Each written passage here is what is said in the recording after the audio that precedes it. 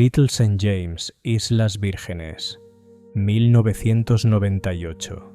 El sol del Caribe no suele pedir permiso para entrar, pero en este rincón del archipiélago parece rebotar con una obediencia inusual sobre una cúpula dorada que corona la colina más alta. Desde la distancia, la estructura sugiere la solemnidad de un templo masónico o el capricho estético de un faraón moderno. Pero el brillo es un engaño visual. Bajo el metal pintado de oro no hay incienso ni altares, sino el rugido sordo de un generador de alta potencia que devora combustible para mantener viva una red eléctrica privada. Jeffrey Epstein compró este paraíso de 30 hectáreas por $7,95 millones cuando su nombre era apenas un susurro en los pasillos de las altas finanzas. En aquel entonces, nadie se preguntaba cuánto cuesta comprar el silencio de un horizonte completo o si es realmente posible construir una cárcel de cristal y llamarla libertad.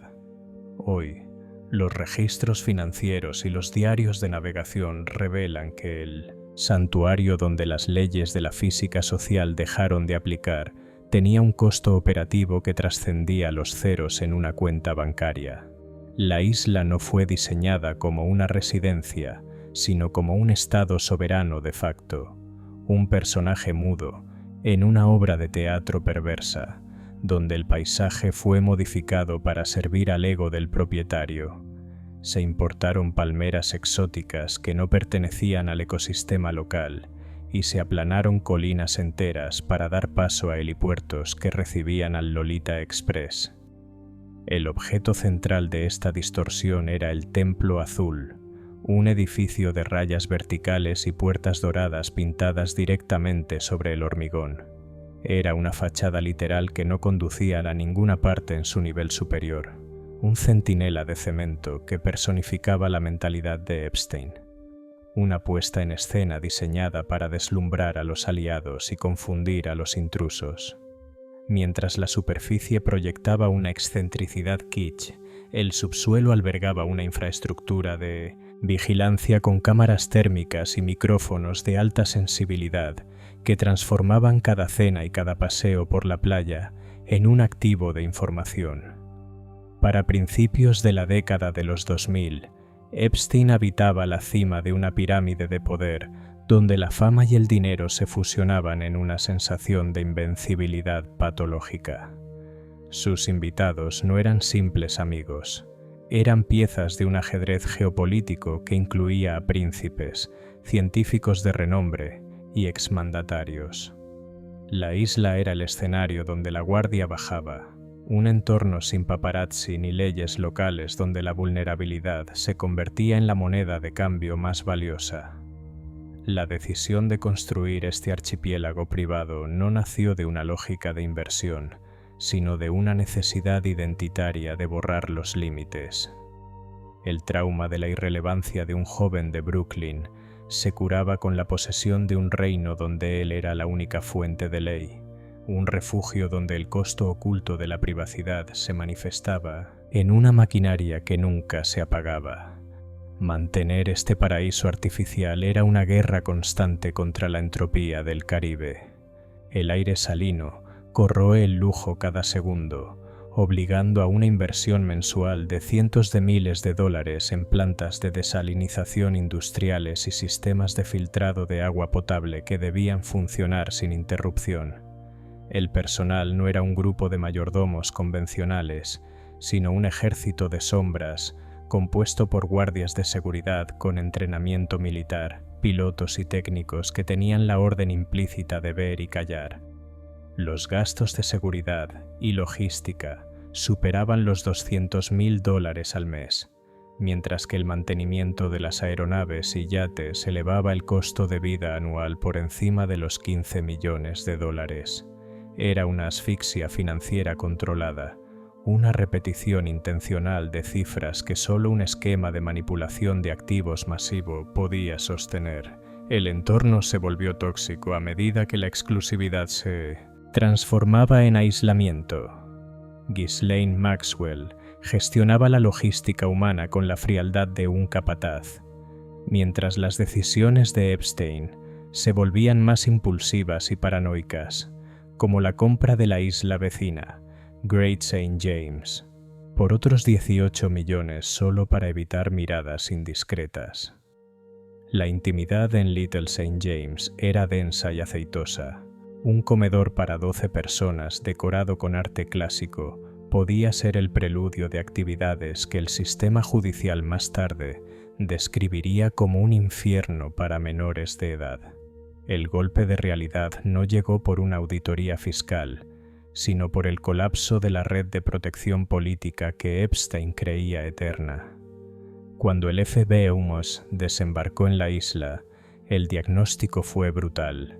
El santuario era en realidad la prueba principal de su propia destrucción. La caída final trajo consigo la humillación silenciosa de ver cómo la selva reclamaba las canchas de tenis y los helipuertos.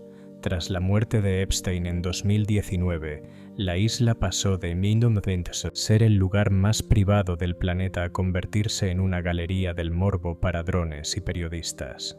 Las propiedades fueron finalmente liquidadas por $60 millones en 2023, una cifra que representa menos de la mitad de su valor proyectado, adquiridas por un inversionista que planea transformar el escenario de tantos abusos en un resort de lujo. La ironía final es que la nueva administración busca borrar la sangre y los secretos con capas de pintura nueva y servicios de spa, intentando que el mercado olvide lo que las paredes del Templo Azul presenciaron durante décadas. Queda en el aire la reflexión sobre los límites del éxito y la fragilidad de los reinos construidos sobre el vacío moral. La historia de Little St. James no termina con una venta inmobiliaria, sino con la persistencia de una pregunta que flota sobre las aguas turquesas y las estructuras de hormigón que aún permanecen en pie. Si el costo de mantener un paraíso personal es la aniquilación de la integridad propia y ajena, y si cada metro cuadrado de lujo fue financiado por el precio del silencio, queda por ver si el nuevo barniz de la hospitalidad comercial será suficiente para acallar los ecos de lo que allí ocurrió, o si la isla seguirá siendo, para siempre, un monumento a la imposibilidad de esconder la verdad bajo una cúpula dorada. Little St. James, Islas Vírgenes, 1998. El sol del Caribe no suele pedir permiso para entrar, pero en este rincón del archipiélago parece rebotar con una obediencia inusual sobre una cúpula dorada que corona la colina más alta. Desde la distancia, la estructura sugiere la solemnidad de un templo masónico o el capricho estético de un faraón moderno, pero el brillo es un engaño visual. Bajo el metal pintado de oro no hay incienso ni altares, sino el rugido sordo de un generador de alta potencia que devora combustible para mantener viva una red eléctrica privada. Jeffrey Epstein compró este paraíso de 30 hectáreas por $7,95 millones cuando su nombre era apenas un susurro en los pasillos de las altas finanzas. En aquel entonces, nadie se preguntaba cuánto cuesta comprar el silencio de un horizonte completo, o si es realmente posible construir una cárcel de cristal y llamarla libertad. Hoy, los registros financieros y los diarios de navegación revelan que el santuario, donde las leyes de la física social dejaron de aplicar, tenía un costo operativo que trascendía los ceros en una cuenta bancaria. Ubicada estratégicamente entre St. Thomas y St. John, la isla no era solo una propiedad inmobiliaria, funcionaba como un estado soberano de facto. Era el epítome de una exclusividad agresiva, un punto geográfico al que solo se podía acceder mediante helicóptero privado o a bordo del Boeing 727 bautizado con cinismo como el Lolita Express.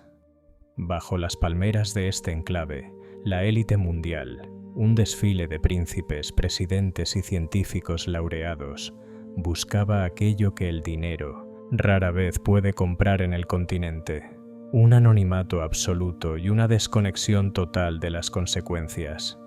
La isla simbolizaba el triunfo del individuo sobre la colectividad, un lugar donde el paisaje fue modificado para servir al ego del propietario. Se importaron especies vegetales que no pertenecían al ecosistema local y se aplanaron colinas para dar paso a infraestructuras de transporte que garantizaban que ningún ojo no invitado pudiera posarse sobre el muelle. El objeto central de esta distorsión era el Templo Azul, un edificio de rayas verticales y puertas doradas pintadas directamente sobre el hormigón. Era una fachada literal que no conducía a ninguna parte en su nivel superior, un centinela de cemento que personificaba la mentalidad de Epstein, una puesta en escena diseñada para deslumbrar a los aliados y confundir a los intrusos. Mientras la superficie proyectaba una excentricidad kitsch, el subsuelo albergaba una infraestructura de vigilancia con cámaras, térmicas y micrófonos de alta sensibilidad que transformaban cada cena y cada paseo por la playa en un activo de información. Para principios de la década de los 2000, Epstein habitaba la cima de una pirámide de poder, donde la fama y el dinero se fusionaban en una sensación de invencibilidad patológica. Sus invitados no eran simples amigos, eran piezas de un ajedrez geopolítico donde la vulnerabilidad se convertía en la moneda de cambio más valiosa. La decisión de construir este archipiélago privado nació de una necesidad identitaria de borrar los límites.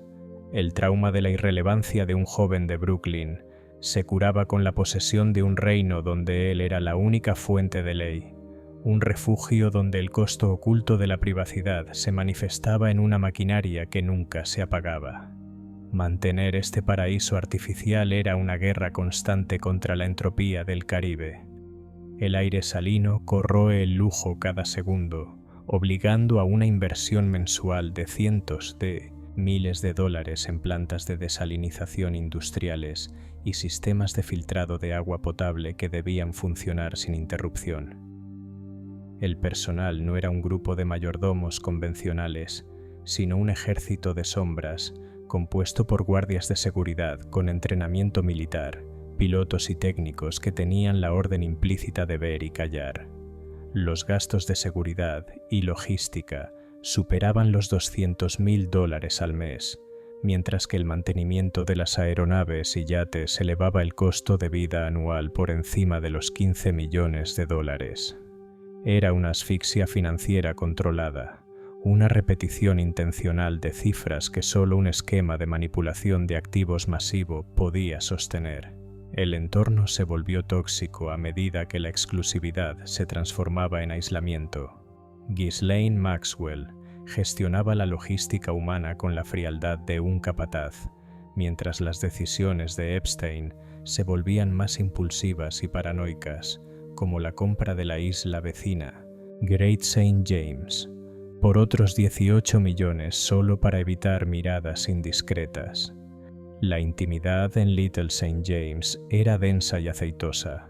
Un comedor para 12 personas decorado con arte clásico podía ser el preludio de actividades que el sistema judicial más tarde describiría como un infierno. El golpe de realidad no llegó por una auditoría fiscal, sino por el colapso de la red de protección política que Epstein creía eterna. Cuando el FBI desembarcó en la isla, el diagnóstico fue brutal. El santuario era en realidad la prueba principal de su propia destrucción.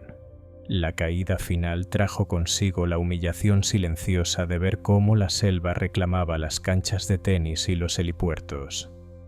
Tras la muerte de Epstein en 2019, la isla pasó de ser el lugar más privado del planeta a convertirse en una galería del morbo para drones y periodistas.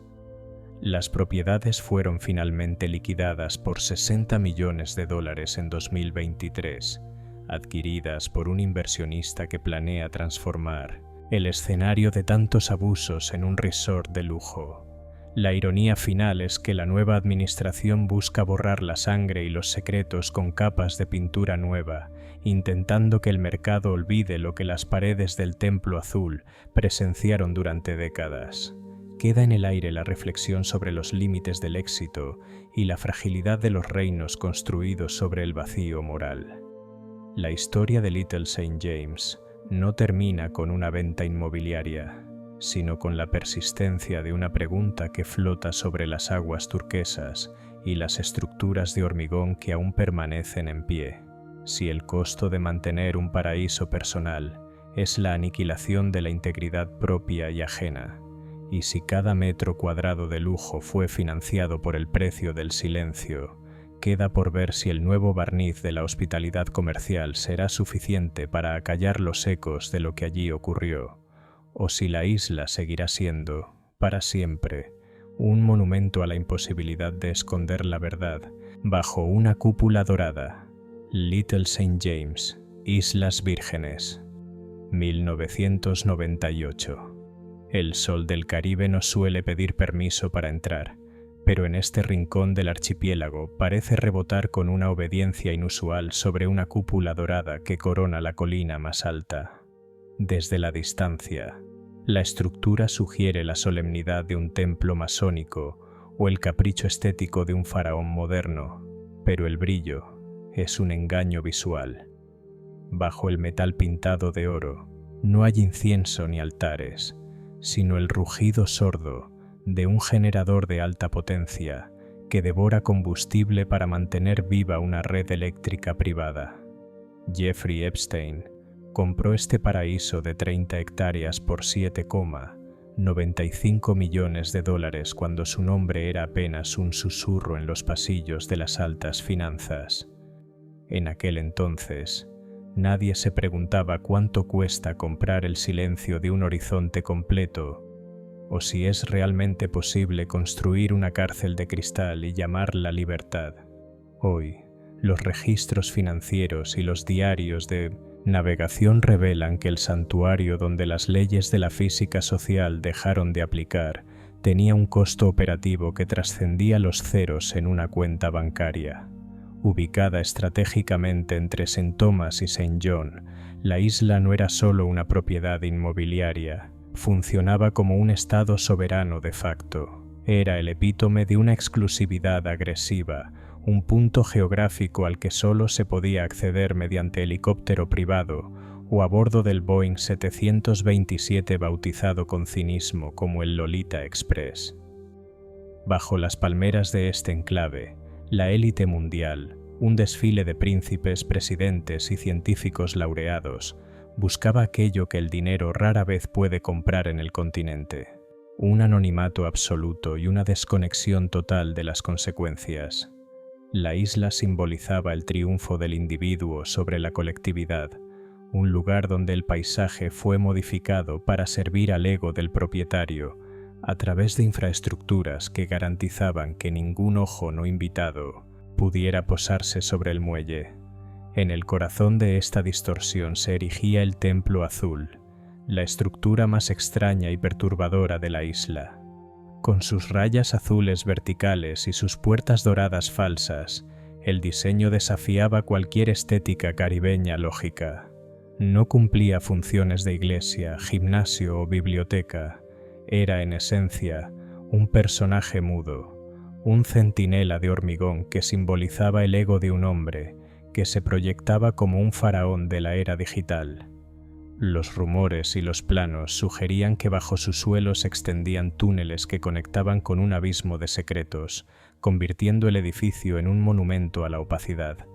A sus 50 años, Jeffrey Epstein se movía por este escenario como el mago de las finanzas que nadie podía explicar del todo. Manejaba miles de millones de dólares, presuntamente vinculados a la fortuna de Leslie Wexner, y poseía una agenda que entrelazaba los contactos más poderosos del planeta. Su estado natural era una invencibilidad patológica. Para él, el mundo no estaba dividido en naciones o fronteras, sino en activos que poseer y favores que cobrar. La decisión de construir este archipiélago privado nació de una necesidad identitaria de borrar los límites. El trauma de la irrelevancia de un joven de Brooklyn se curaba con la posesión de un reino donde él era la única fuente de ley, un refugio donde el costo oculto de la privacidad se manifestaba en una maquinaria que nunca se apagaba. Mantener este paraíso artificial era una guerra constante contra la entropía del Caribe. El aire salino corroe el lujo cada segundo, obligando a una inversión mensual de cientos de miles de dólares en plantas de desalinización industriales y sistemas de filtrado de agua potable que debían funcionar sin interrupción. El personal no era un grupo de mayordomos convencionales, sino un ejército de sombras compuesto por guardias de seguridad con entrenamiento militar, pilotos y técnicos que tenían la orden implícita de ver y callar. Los gastos de seguridad y logística superaban los $200,000 al mes, mientras que el mantenimiento de las aeronaves y yates elevaba el costo de vida anual por encima de los $15 millones. Era una asfixia financiera controlada, una repetición intencional de cifras que solo un esquema de manipulación de activos masivo podía sostener. El entorno se volvió tóxico a medida que la exclusividad se transformaba en aislamiento. Ghislaine Maxwell gestionaba la logística humana con la frialdad de un capataz, mientras las decisiones de Epstein se volvían más impulsivas y paranoicas, como la compra de la isla vecina, Great St. James, por otros 18 millones solo para evitar miradas indiscretas. La intimidad en Little St. James era densa y aceitosa. Un comedor para 12 personas decorado con arte clásico podía ser el preludio de actividades que el sistema judicial más tarde describiría como un infierno. El golpe de realidad no llegó por una auditoría fiscal, sino por el colapso de la red de protección política que Epstein creía eterna. Cuando el FBI desembarcó en la isla, el diagnóstico fue brutal. El santuario era en realidad la prueba principal de su propia destrucción.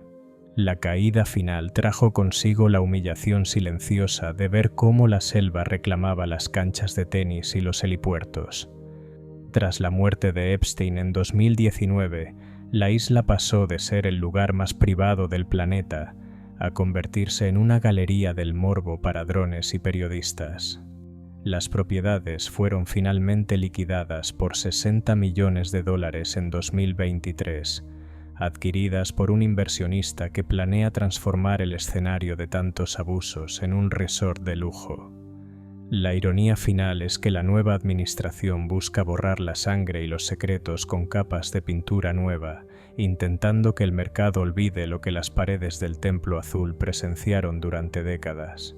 Queda en el aire la reflexión sobre los límites del éxito y la fragilidad de los reinos construidos sobre el vacío moral. La historia de Little St. James no termina con una venta inmobiliaria, sino con la persistencia de una pregunta que flota sobre las aguas turquesas y las estructuras de hormigón que aún permanecen en pie. Si el costo de mantener un paraíso personal es la aniquilación de la integridad propia y ajena, y si cada metro cuadrado de lujo fue financiado por el precio del silencio, queda por ver si el nuevo barniz de la hospitalidad comercial será suficiente para acallar los ecos de lo que allí ocurrió, o si la isla seguirá siendo, para siempre, un monumento a la imposibilidad de esconder la verdad bajo una cúpula dorada. Little St. James, Islas Vírgenes, 1998.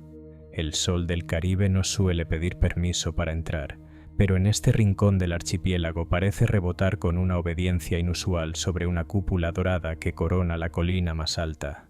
Desde la distancia, la estructura sugiere la solemnidad de un templo masónico o el capricho estético de un faraón moderno, pero el brillo es un engaño visual.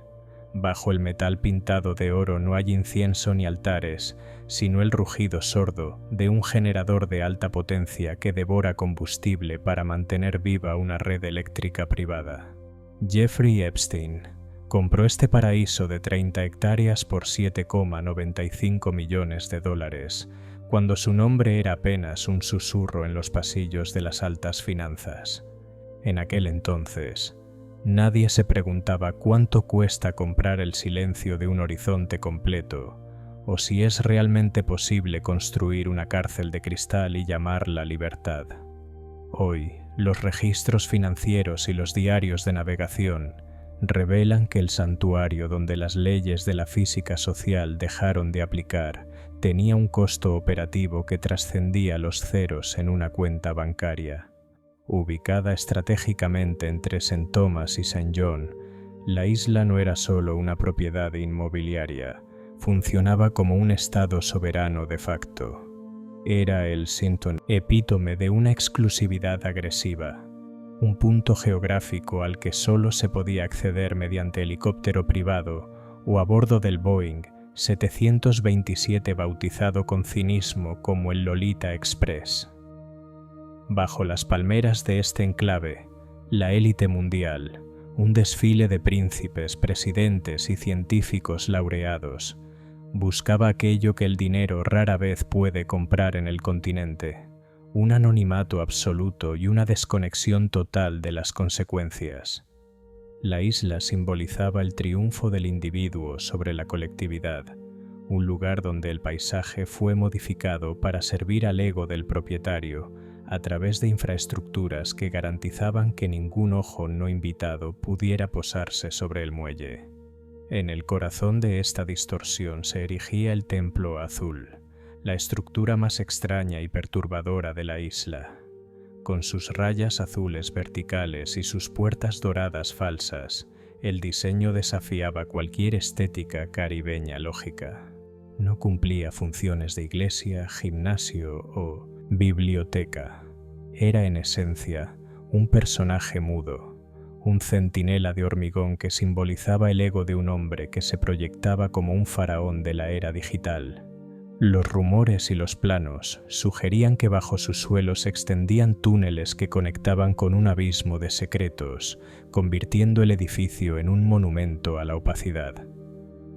A sus 50 años, Jeffrey Epstein se movía por este escenario como el mago de las finanzas que nadie podía explicar del todo.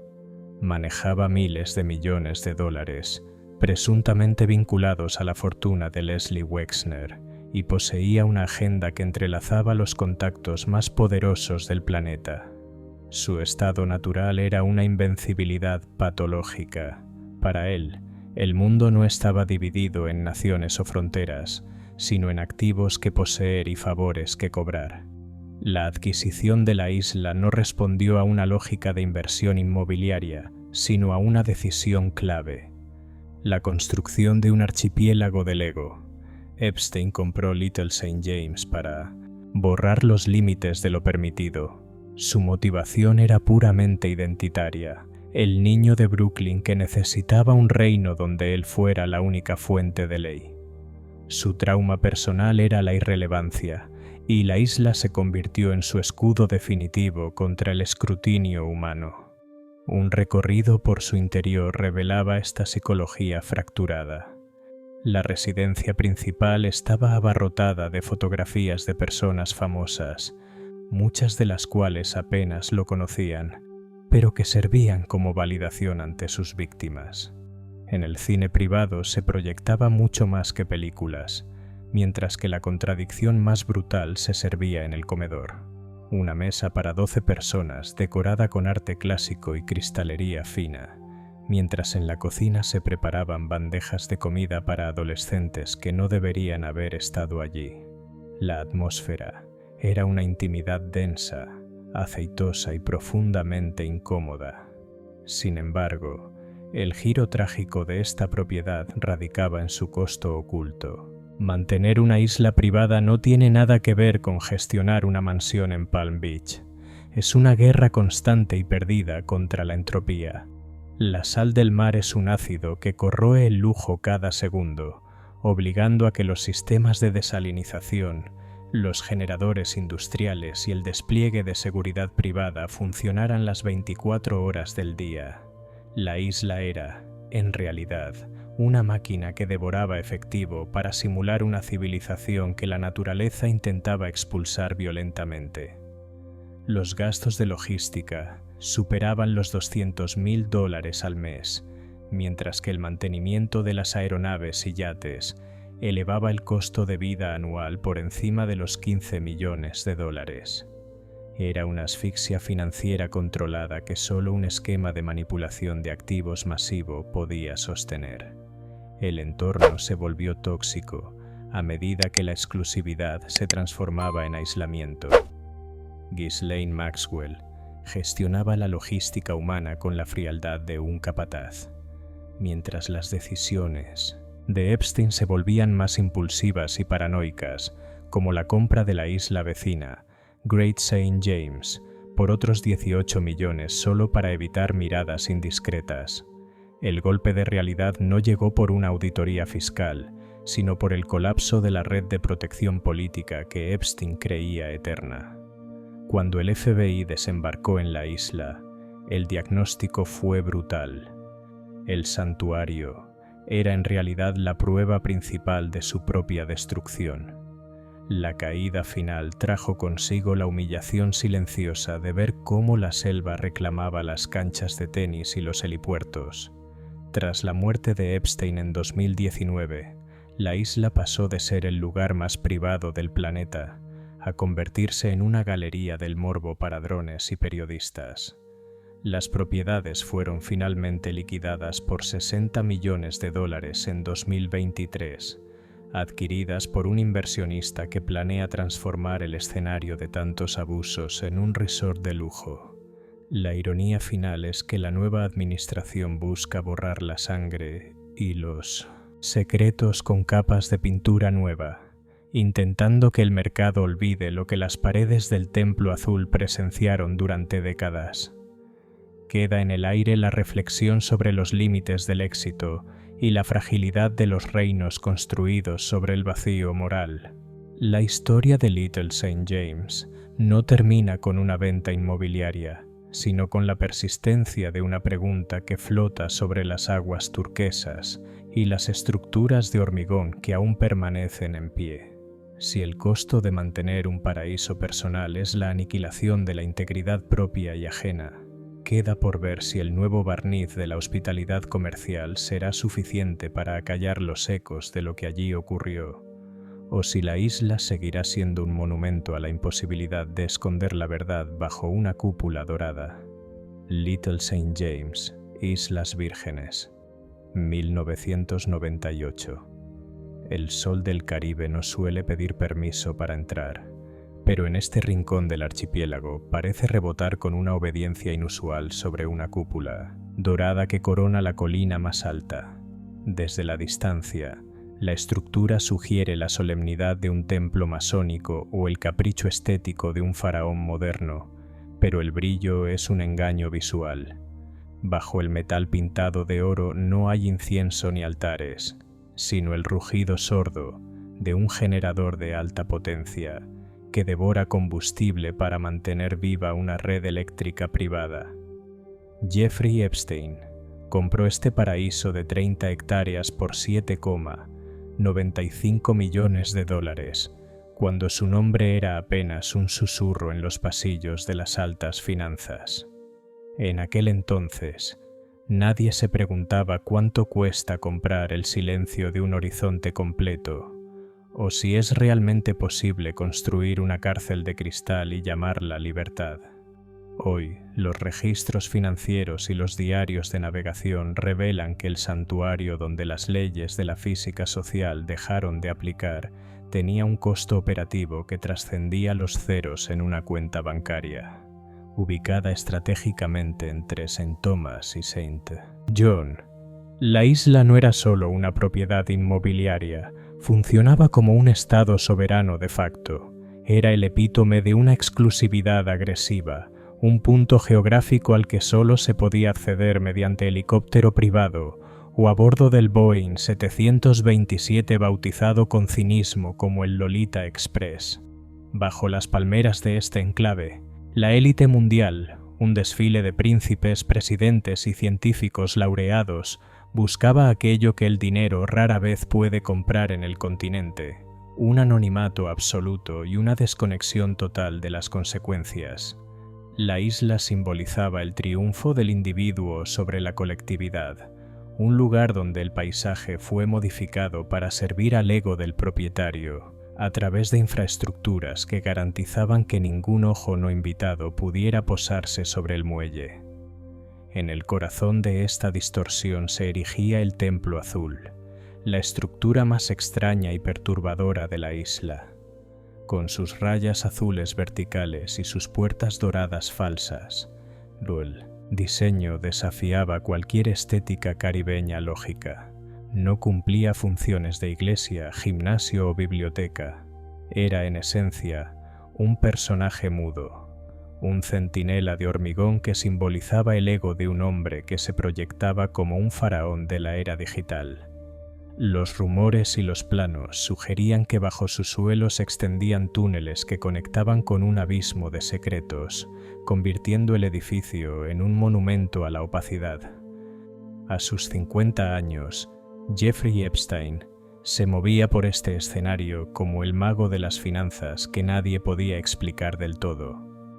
Manejaba miles de millones de dólares, presuntamente vinculados a la fortuna de Leslie Wexner, y poseía una agenda que entrelazaba los contactos más poderosos del planeta. Su estado natural era una invencibilidad patológica. Para él, el mundo no estaba dividido en naciones o fronteras, sino en activos que poseer y favores que cobrar. La adquisición de la isla no respondió a una lógica de inversión inmobiliaria, sino a una decisión clave: la construcción de un archipiélago del ego. Epstein compró Little St. James para borrar los límites de lo permitido. Su motivación era puramente identitaria. El niño de Brooklyn, que necesitaba un reino donde él fuera la única fuente de ley.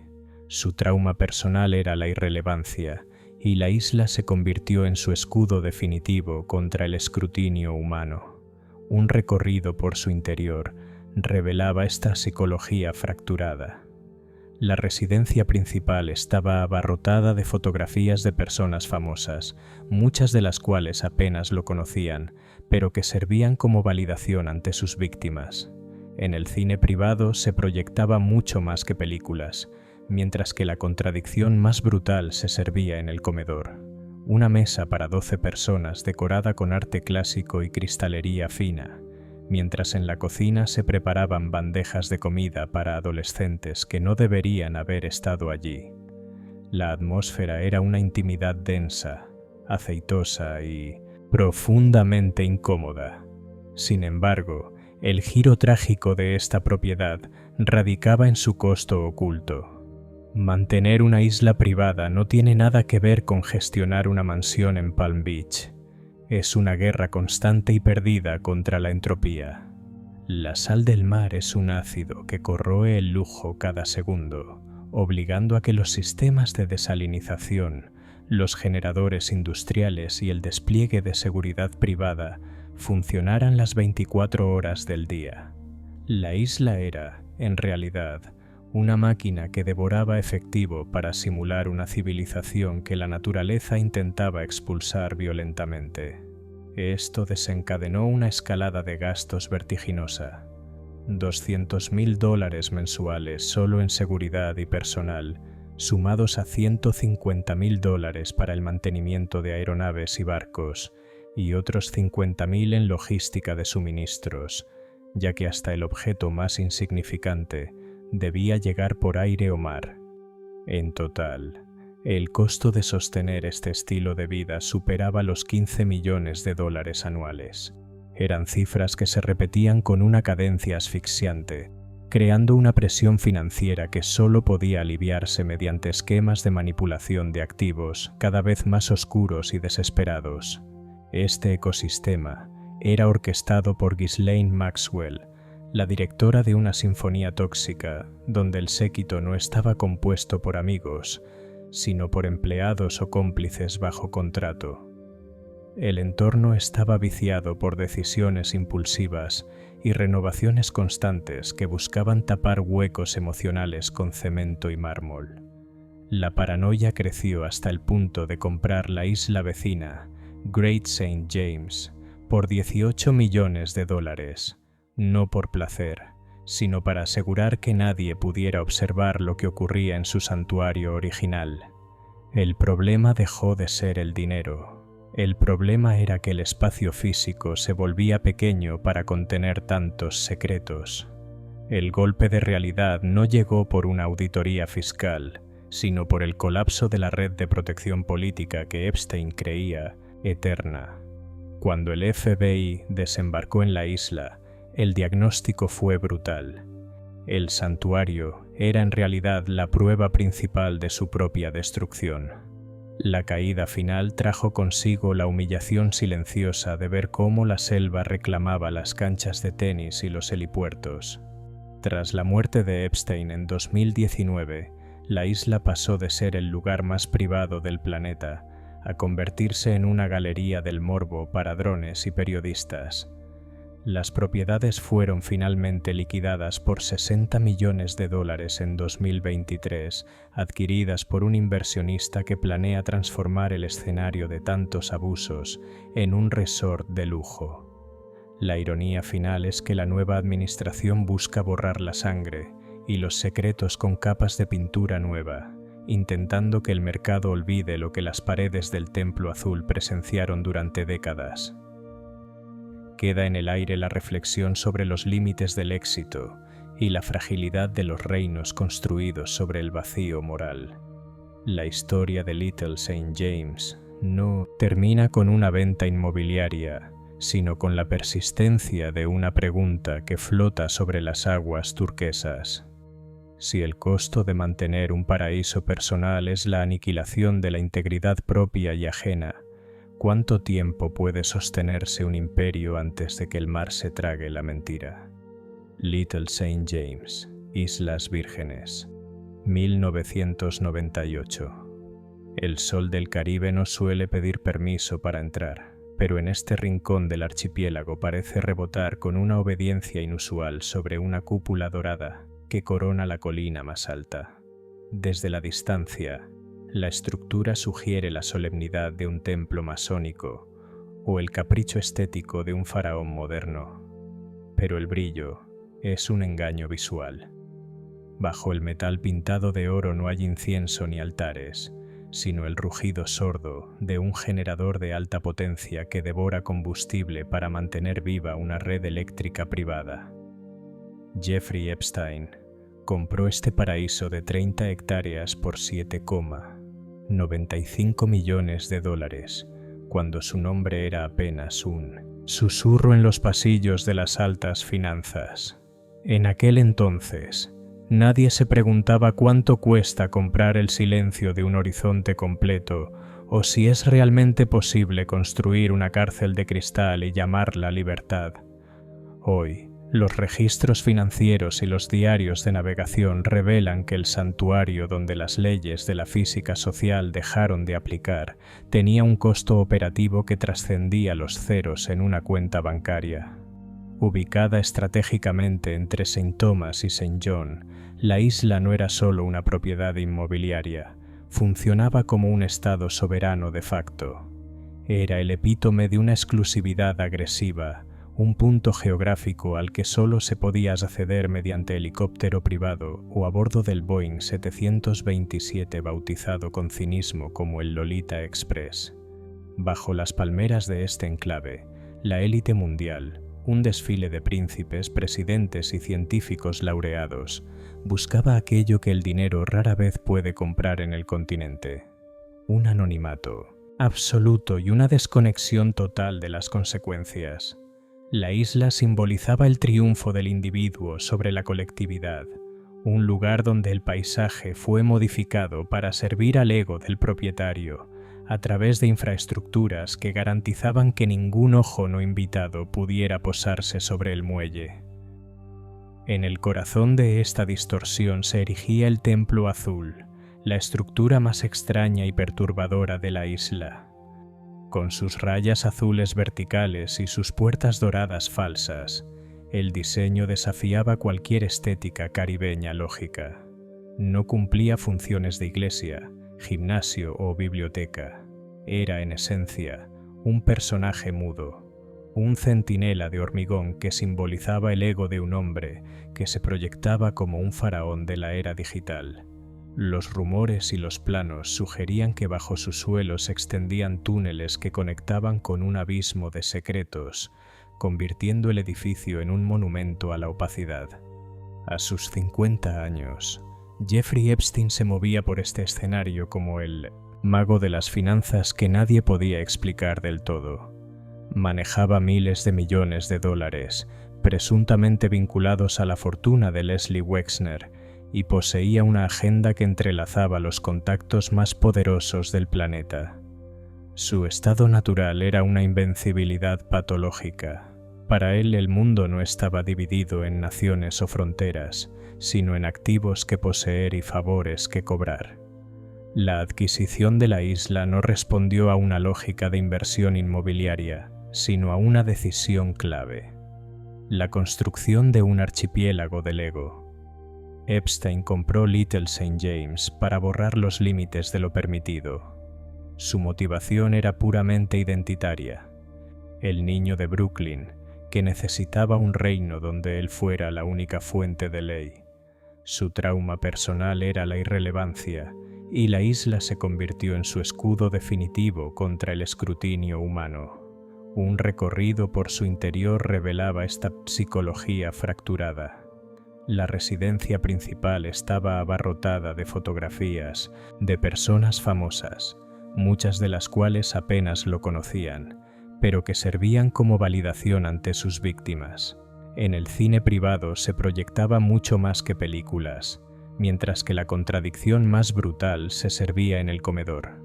Una mesa para 12 personas decorada con arte clásico y cristalería fina, mientras en la cocina se preparaban bandejas de comida para adolescentes que no deberían haber estado allí.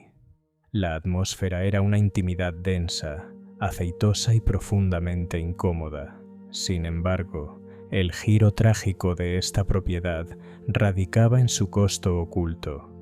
Mantener una isla privada no tiene nada que ver con gestionar una mansión en Palm Beach. Es una guerra constante y perdida contra la entropía. La sal del mar es un ácido que corroe el lujo cada segundo, obligando a que los sistemas de desalinización, los generadores industriales y el despliegue de seguridad privada funcionaran las 24 horas del día. La isla era, en realidad, una máquina que devoraba, efectivo para simular una civilización que la naturaleza intentaba expulsar violentamente. Esto desencadenó una escalada de gastos vertiginosa. $200.000 mensuales solo en seguridad y personal, sumados a $150.000 para el mantenimiento de aeronaves y barcos, y otros $50.000 en logística de suministros, ya que hasta el objeto más insignificante debía llegar por aire o mar. En total, el costo de sostener este estilo de vida superaba los $15 millones anuales. Eran cifras que se repetían con una cadencia asfixiante, creando una presión financiera que solo podía aliviarse mediante esquemas de manipulación de activos cada vez más oscuros y desesperados. Este ecosistema era orquestado por Ghislaine Maxwell, la directora de una sinfonía tóxica donde el séquito no estaba compuesto por amigos, sino por empleados o cómplices bajo contrato. El entorno estaba viciado por decisiones impulsivas y renovaciones constantes que buscaban tapar huecos emocionales con cemento y mármol. La paranoia creció hasta el punto de comprar la isla vecina, Great St. James, por $18 millones, no por placer, sino para asegurar que nadie pudiera observar lo que ocurría en su santuario original. El problema dejó de ser el dinero. El problema era que el espacio físico se volvía pequeño para contener tantos secretos. El golpe de realidad definitivo no llegó de la mano de un contador, sino del Distrito Sur de Nueva York. Cuando el velo se rasgó, el patrimonio de $500 millones de Epstein se transformó de la noche a la mañana en un pasivo tóxico, una herencia de deudas morales y legales imposibles de saldar. La frase de sus abogados fue una sentencia de muerte para su estilo de vida. No hay liquidez para la defensa si no vendemos el paraíso.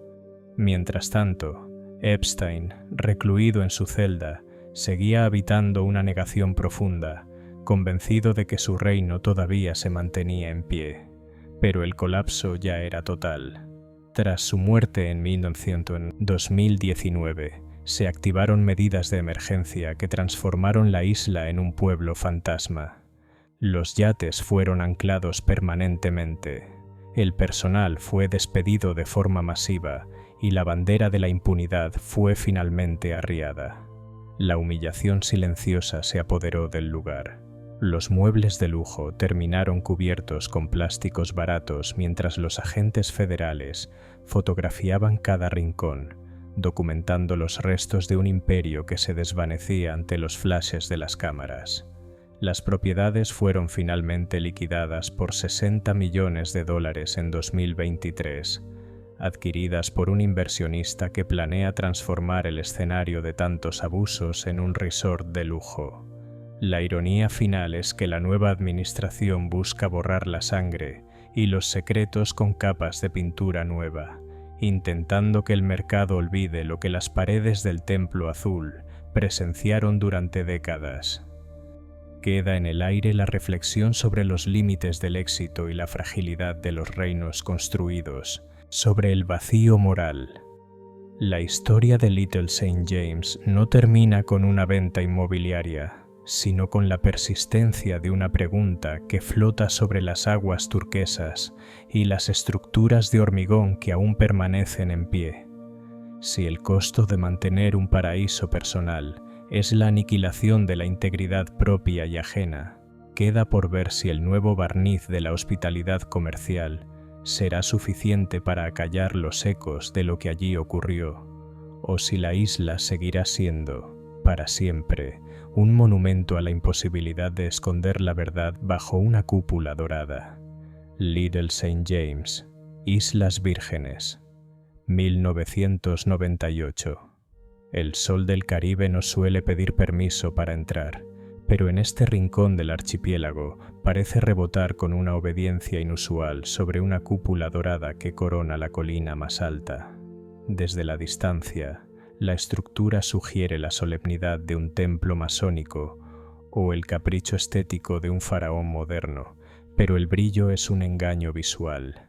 Bajo el metal pintado de oro no hay incienso ni altares, sino el rugido sordo de un generador de alta potencia que devora combustible para mantener viva una red eléctrica privada. Jeffrey Epstein compró este paraíso de 30 hectáreas por $7,95 millones cuando su nombre era apenas un susurro en los pasillos de las altas finanzas. En aquel entonces, nadie se preguntaba cuánto cuesta comprar el silencio de un horizonte completo, o si es realmente posible construir una cárcel de cristal y llamarla libertad. Hoy, los registros financieros y los diarios de navegación revelan que el santuario donde las leyes de la física social dejaron de aplicar tenía un costo operativo que trascendía los ceros en una cuenta bancaria. Ubicada estratégicamente entre St. Thomas y St. John, la isla no era solo una propiedad inmobiliaria, funcionaba como un estado soberano de facto. Era el epítome de una exclusividad agresiva, un punto geográfico al que solo se podía acceder mediante helicóptero privado o a bordo del Boeing 727 bautizado con cinismo como el Lolita Express. Bajo las palmeras de este enclave, la élite mundial, un desfile de príncipes, presidentes y científicos laureados, buscaba aquello que el dinero rara vez puede comprar en el continente: un anonimato absoluto y una desconexión total de las consecuencias. La isla simbolizaba el triunfo del individuo sobre la colectividad, un lugar donde el paisaje fue modificado para servir al ego del propietario a través de infraestructuras que garantizaban que ningún ojo no invitado pudiera posarse sobre el muelle. En el corazón de esta distorsión se erigía el Templo Azul, la estructura más extraña y perturbadora de la isla. Con sus rayas azules verticales y sus puertas doradas falsas, El diseño desafiaba cualquier estética caribeña lógica. No cumplía funciones de iglesia, gimnasio o biblioteca. Era, en esencia, un personaje mudo, un centinela de hormigón que simbolizaba el ego de un hombre que se proyectaba como un faraón de la era digital.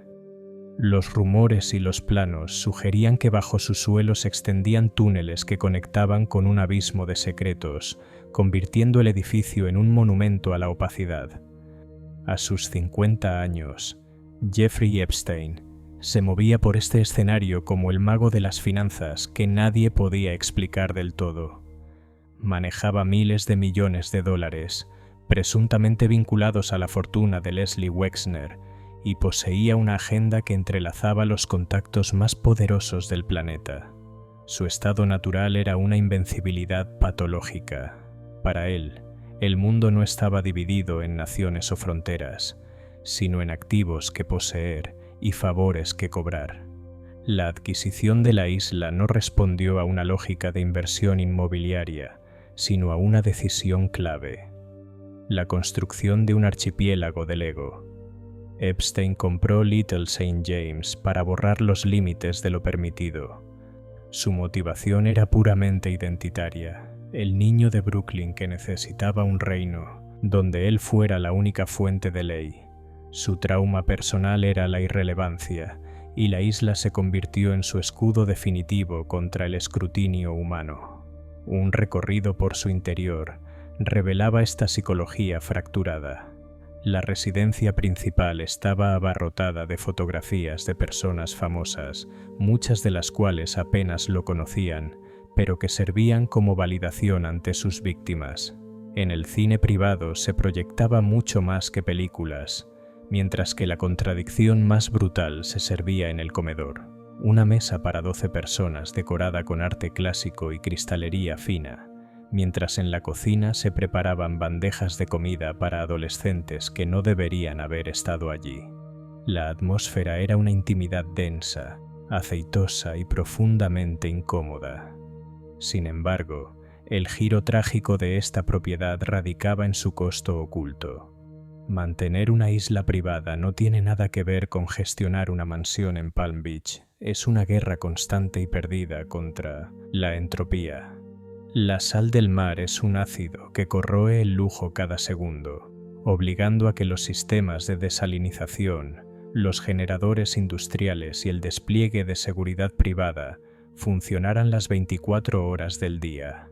La isla era, en realidad, una máquina que devoraba efectivo para simular una civilización que la naturaleza intentaba expulsar violentamente. Esto desencadenó una escalada de gastos vertiginosa.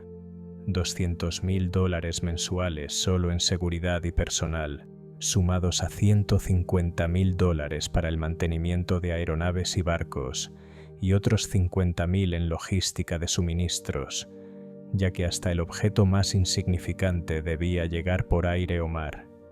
En total, el costo de sostener este estilo de vida superaba los $15 millones anuales.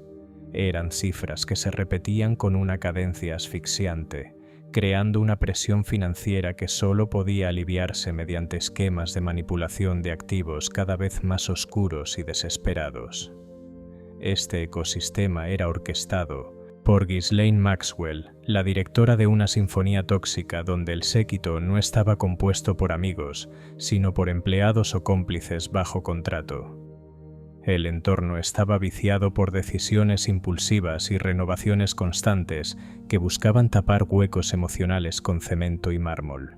La paranoia creció hasta el punto de comprar la isla vecina, Great St. James, por $18 millones, no por placer, sino para asegurar que nadie pudiera observar lo que ocurría en su santuario original. El golpe de realidad definitivo no llegó de la mano de un contador, sino del Distrito Sur de Nueva York. Cuando el velo se rasgó, el patrimonio de $500 millones de Epstein se transformó de la noche a la mañana en un pasivo tóxico, una herencia de deudas morales y legales imposibles de saldar.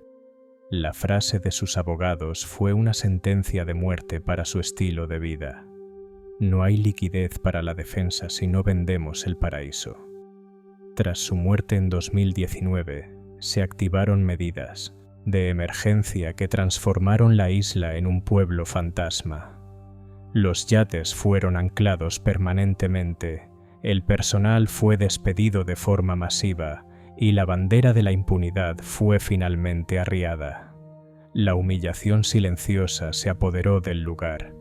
Los muebles de lujo terminaron cubiertos con plásticos baratos mientras los agentes federales fotografiaban cada rincón. Fue entonces cuando comenzó la fase más cruda del colapso. La venta forzada de la intimidad. Para pagar las indemnizaciones a las víctimas y las deudas fiscales, la isla tuvo que ser expuesta ante el mundo. Fotos de drones invadieron YouTube y las redes sociales. Lo que antes era el lugar más privado del planeta, se convirtió en el epicentro del turismo del morbo. La imagen de Epstein, ya destruida, fue monetizada por los medios para alimentar el apetito del público por el escándalo, convirtiendo cada rincón de su santuario en contenido de consumo masivo.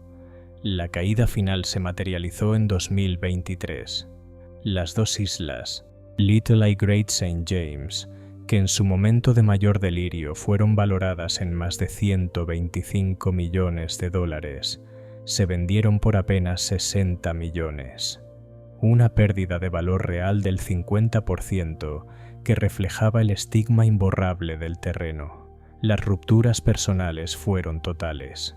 La red de contactos se desintegró y nadie quería que su nombre apareciera cerca de ese título de propiedad.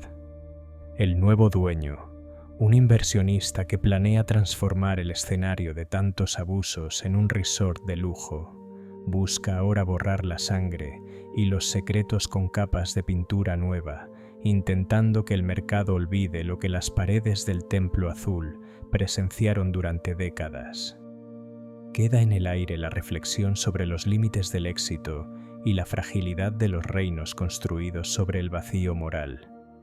La historia de Little St. James no termina con una venta inmobiliaria, sino con la persistencia de una pregunta que flota sobre las aguas turquesas y las estructuras de hormigón que aún permanecen en pie. Si el costo de mantener un paraíso personal es la aniquilación de la integridad propia y ajena, y si cada metro cuadrado de lujo fue financiado por el precio del silencio, queda por ver si el nuevo barniz de la hospitalidad comercial será suficiente para acallar los ecos de lo que allí ocurrió, o si la isla seguirá siendo, para siempre, un monumento a la imposibilidad de esconder la verdad bajo una cúpula dorada. Little St. James, Islas Vírgenes, 1998.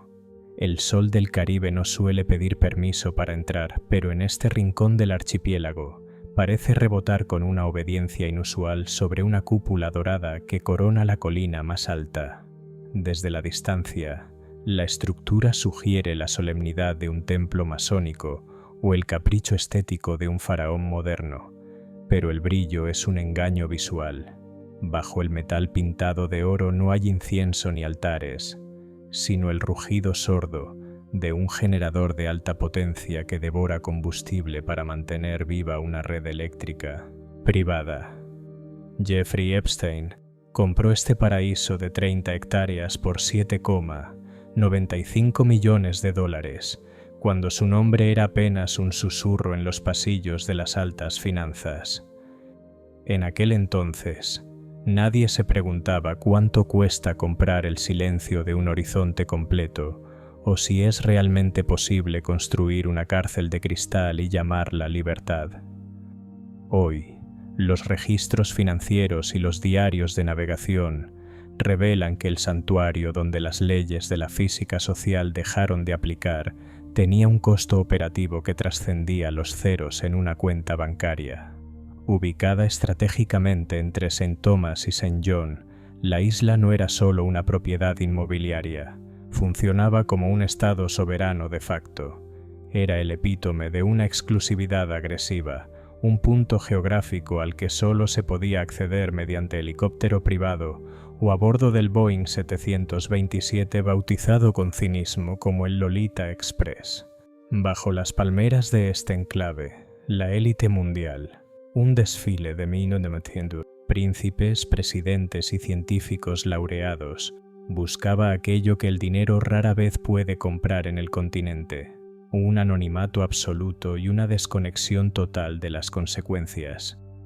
La isla simbolizaba el triunfo del individuo sobre la colectividad, un lugar donde el paisaje fue modificado para servir al ego del propietario a través de infraestructuras que garantizaban que ningún ojo no invitado pudiera posarse sobre el muelle.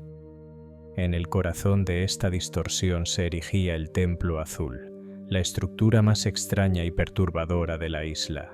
Con sus rayas azules verticales y sus puertas doradas falsas, el diseño desafiaba cualquier estética caribeña lógica. No cumplía funciones de iglesia, gimnasio o biblioteca. Era en esencia un personaje mudo, un centinela de hormigón que simbolizaba el ego de un hombre que se proyectaba como un faraón de la era digital. Los rumores y los planos sugerían que bajo su suelo se extendían túneles que conectaban con un abismo de secretos, convirtiendo el edificio en un monumento a la opacidad.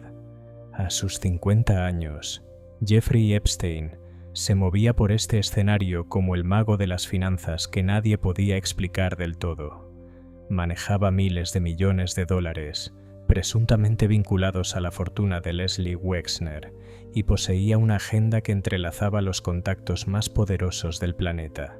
Su estado natural era una invencibilidad patológica. Para él, el mundo no estaba dividido en naciones o fronteras, sino en activos que poseer y favores que cobrar. La adquisición de la isla no respondió a una lógica de inversión inmobiliaria, sino a una decisión clave: la construcción de un archipiélago del ego. Epstein compró Little St. James para borrar los límites de lo permitido. Su motivación era puramente identitaria: el niño de Brooklyn que necesitaba un reino donde él fuera la única fuente de ley. Su trauma personal era la irrelevancia, y la isla se convirtió en su escudo definitivo contra el escrutinio humano. Un recorrido por su interior revelaba esta psicología fracturada. La residencia principal estaba abarrotada de fotografías de personas famosas, muchas de las cuales apenas lo conocían, pero que servían como validación ante sus víctimas. En el cine privado se proyectaba mucho más que películas, mientras que la contradicción más brutal se servía en el comedor. Una mesa para 12 personas decorada con arte clásico y cristalería fina, mientras en la cocina se preparaban bandejas de comida para adolescentes que no deberían haber estado allí. La atmósfera era una intimidad densa, aceitosa y profundamente incómoda. Sin embargo, el giro trágico de esta propiedad radicaba en su costo oculto. Mantener una isla privada no tiene nada que ver con gestionar una mansión en Palm Beach. Es una guerra constante y perdida contra la entropía. La sal del mar es un ácido que corroe el lujo cada segundo, obligando a que los sistemas de desalinización, los generadores industriales y el despliegue de seguridad privada funcionaran las 24 horas del día. La isla era, en realidad, una máquina que devoraba efectivo para simular una civilización que la naturaleza intentaba expulsar violentamente. Esto desencadenó una escalada de gastos vertiginosa: $200.000 mensuales solo en seguridad y personal, sumados a $150.000 para el mantenimiento de aeronaves y barcos, y otros $50.000 en logística de suministros. En total, el costo de sostener este estilo de vida superaba los $15 millones anuales. Eran cifras que se repetían con una cadencia asfixiante, creando una presión financiera que solo podía aliviarse mediante esquemas de manipulación de activos cada vez más oscuros. Este ecosistema era orquestado por Ghislaine Maxwell, la directora de una sinfonía tóxica donde el séquito no estaba compuesto por amigos, sino por cómplices bajo contrato. La paranoia creció hasta el punto de comprar la isla vecina, Great St. James, por unos $18 millones solo para asegurar que nadie pudiera observar su santuario. El golpe de realidad definitivo no llegó de la mano de un contador, sino del Distrito Sur de Nueva York. Cuando el velo se rasgó, el patrimonio de $500 millones de Epstein se transformó en un pasivo tóxico. La frase de sus abogados fue una sentencia: no hay liquidez para la defensa si no vendemos el paraíso. Tras su muerte en 2019, se activaron medidas de emergencia que transformaron la isla en un pueblo fantasma. Los yates fueron anclados, el personal despedido y la bandera de la impunidad arriada. La humillación silenciosa se apoderó del lugar. Los muebles de lujo terminaron cubiertos con plásticos mientras los agentes federales fotografiaban cada rincón. Comenzó entonces la fase más cruda del colapso: la venta forzada de la intimidad. Para pagar las indemnizaciones a las víctimas y las deudas fiscales, la isla tuvo que ser expuesta. Fotos de drones invadieron YouTube y lo que antes era el lugar más privado del mundo se convirtió en el epicentro del turismo del morbo. La imagen de Epstein fue monetizada para alimentar el apetito del público por el escándalo. En 2023, las dos islas, valoradas antes en más de $125 millones, se vendieron por apenas 60 millones. El comprador, el inversionista Stephen Dekoff, planea ahora convertir la isla en un resort de lujo de clase mundial. La ironía es absoluta. Lo que fue un centro de abusos y secretos oscuros ahora busca generar dinero a través de la hospitalidad y el bienestar. El Templo Azul probablemente será demolido para dar paso a una suite de spa. El lujo borra la sangre con una capa de pintura nueva. La historia de la mansión de Epstein es la prueba de que el éxito sin límites éticos es solo una hipoteca emocional a corto plazo. Construyó un paraíso para esconder un infierno, y al final, el mantenimiento de ese infierno fue precisamente lo que lo quebró. El destino del objeto ahora está en manos de arquitectos del turismo masivo, pero el estigma permanece suspendido en la brisa marina. Al final, la arquitectura de la impunidad siempre termina por colapsar bajo su propio peso, dejando atrás la pregunta que todavía flota sobre las ruinas de Little St. James. ¿Cuántas paredes de oro necesitas construir para dejar de escuchar tu propia conciencia?